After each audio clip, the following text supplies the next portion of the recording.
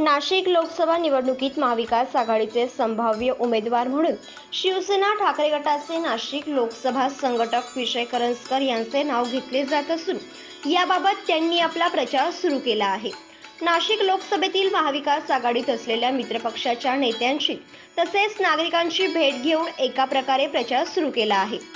लोकसभा निवडणुकीसाठी कमी कालावधी असल्याने ठाकरे गटाचे शिवसेना नाशिक लोकसभा संघटक विजय करंजकर यांनी आपला प्रचार सुरू केला आहे। दिनांक 12 मार्च 2024 रोजी मखमलाबाद गावातील महाविकास आघाडीत असलेल्या मित्रपक्ष काँग्रेस व राष्ट्रवादी काँग्रेसच्या पदाधिकारी व कार्यकर्त्यांच्या भेटीगाठी घेतल्या।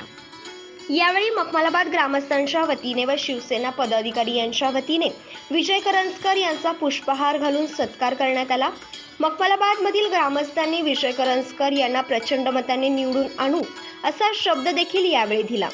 यावेळी तानाजी पिंगळे, मदन पिंगळे, नारायण काकड, गोकुळ काकड, सचिन पिंगळे, मोतीराम पिंगळे, गणपत काकड, प्रकाश काकड, योगेश काकड, बाळासाहेब काकड, बाळकृष्ण पिंगळे, अनिल काकड, विक्रम कडाळे, शंकर गडदे, प्रमोद पालवे, शंभू बागुल, कल्पेश पिंगळे, वैभव काकड, सुधीर कुमावत, गणेश ढाकणे, बाळासाहेब पालवे, कल्पना पिंगळे, सुवर्णा काकड, ज्योती कुमावत, मनीषा पिंगळे, निकिता पाटील, महाविकास आघाडीतील पक्षाचे नेते व मखमलाबादमधील ग्रामस्थ यावेळी उपस्थित होते।